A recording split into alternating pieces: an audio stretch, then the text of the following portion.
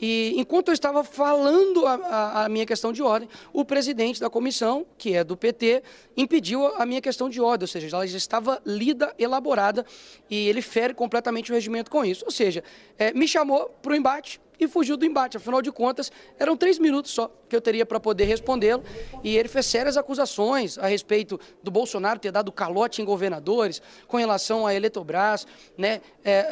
Falou a respeito de diversos temas que eu iria rebater. E o presidente, inclusive, que é do PT, depois ainda falou que iria pedir à Polícia Legislativa para tirar os deputados baderneiros. Então, essa história que ele contou aí, afinal de contas, é uma lorota, porque ele, como ministro de Estado, está preocupado com vídeo de 300 milhões, ele está preocupado com vídeo meu, e daqui a pouco está postando vídeo para poder falar mal dos meus vídeos. Realmente é lamentável que um ministro tenha medo de um menino de 1,69 m. Parlamentar, o senhor tentou explicar para o Fernando Haddad exatamente o que aconteceu, que o senhor teve que se ausentar por uma outra votação ou por uma outra audiência, ou não deu tempo? Eu não pude. Eu iria esclarecer tudo isso na minha fala. Só que quando eu fiz a questão de ordem, estava falando, óbvio, já comecei já rebatendo os argumentos dele, e o presidente do PT simplesmente me impediu de falar. E quero deixar aqui bem claro, até para quem talvez não concorde comigo, eu defendo a questão de ordem, mesmo que a pessoa seja de direita, de esquerda, de centro, afinal de contas, é um instrumento regimental. Então, qual é o medo que eles têm de eu falar durante 3 minutos? Porque eles sabem que eu tenho alcance, eles sabem que eu vou falar a verdade sobre realmente o que ele falou.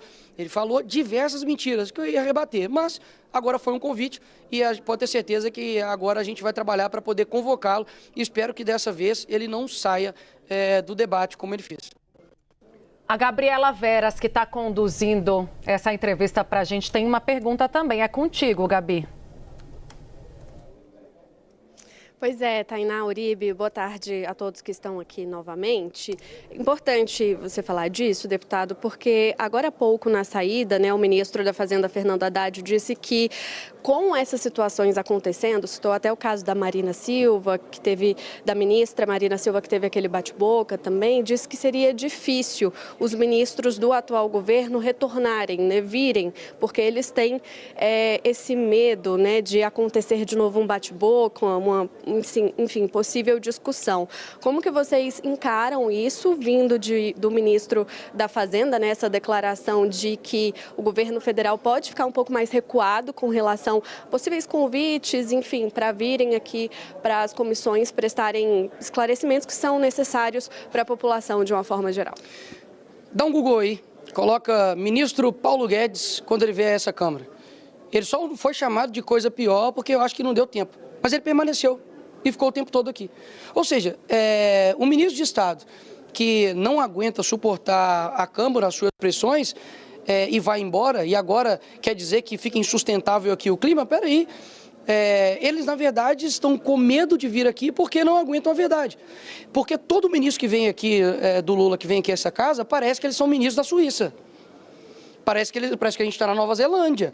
Hoje o ministro Haddad falou assim, não, tá tudo bem, o Brasil tá tudo bem. Aí eu falei com ele, poxa, dá uma passeada no supermercado, vai aí ver o preço do café, o preço da picanha, o preço dos ovos, vê como está a situação econômica do nosso país, só tem aumento de impostos, a cada 37 dias um aumento de impostos, sabe? Então, pior do que essas medidas, eles não reconhecerem e serem desonestos de como eles estão levando o caminho à destruição. Não fui eu que falei, foi a ministra do próprio governo Lula, que falou que praticamente, nessas palavras assim, que 2027 não tem mais como pagar as contas públicas. Agora, de 26 anos de governo, de 24 anos do governo, desde 2022, 18 são do PT, a culpa é só do Bolsonaro? Então é inacreditável, ué. É muito bom ser petista, você faz o que você quiser e nunca a culpa é sua. Uai, eu quero ser petista no meu casamento também, ué. A culpa nunca vai ser minha, a culpa sempre vai ser da minha esposa, e qualquer coisa que aconteça, eu boto a culpa no outro, já que a culpa é minha, eu boto quem quiser. Então, assim, eles estavam rindo, debochando na comissão, como se, assim, o Brasil tivesse ótimo e nós estivéssemos ali fazendo mera oposição. Peraí, tem gente na ponta que está sofrendo para poder colocar comida na mesa, sabe? empresas quebrando, pessoas saindo daqui do Brasil porque não tem condições. Isso é desde a pessoa mais na ponta até as pessoas que estão lidando com o mercado. Ninguém está satisfeito. Deputado. E é eu que estou louco? É eu que estou falando loucura aqui? Diga, Tainá. Para a gente não perder o fio da meada, vamos lá, vamos para as questões práticas, porque parece que tem uma coletiva de imprensa ainda hoje, o líder Sóstenes Cavalcante se propôs a falar também sobre essa questão do IOF. A oposição, ela, claro, é contrária à medida do decreto do governo, mas vai apresentar alternativas, a ideia é essa, deputado. E mais, aproveitando esse gancho, tem gente no seu partido falando em obstrução. É um caminho na sua avaliação? Olha, querer apresentar a solução para esse governo que não tem responsabilidade fiscal nenhuma é eu querer mostrar o ECA para o Nardoni. Não faz sentido, ele não vai seguir. Então, assim, o que deve ser feito com o IOF? Não deve ser feito. Tem que ser colocado um PDL, que inclusive eu estou pedindo à relatoria para que seja derrubado todas as medidas a respeito do IOF. A gente chegou num ponto de ter imposto sobre investimento. E ainda o ministro Haddad, em toda a sua incompetência, falar que isso só afeta pessoas que têm cobertura no apartamento. Peraí. Então quer dizer que empresas, pessoas que investem no Tesouro Direto, todas essas pessoas, elas são milionárias, elas são ricas, e isso não afeta o público em geral, com aumento, obviamente, também de inflação e de impostos. É uma responsabilidade gigantesca da parte dele fazer isso. Só que a crise econômica que nós estamos vivendo hoje não é uma crise, é um plano.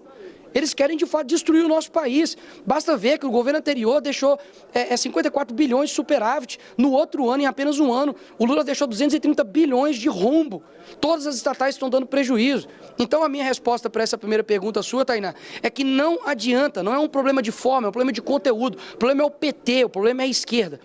Com relação à obstrução, nós estamos extremamente insatisfeitos. Ontem o deputado André Fernandes fez um desabafo, praticamente em nome de várias pessoas da oposição, a respeito da postura do presidente Hugo Mota. Nós estamos sentindo praticamente ou traídos ou, no mínimo, enganados, porque nenhuma das medidas estão sendo colocadas a respeito, por exemplo, do IOF, a respeito da anistia, a respeito de outros temas que são caros, e eu acredito que até a anistia seja um preço muito baixo em troca da pacificação que vai ocorrer, mas parece que nenhuma dessas medidas são colocadas. Não tem um projeto aqui para corte de gastos nessa casa, só aumento, só aumento, só aumento. Não tem Estado e não tem país que aguente isso.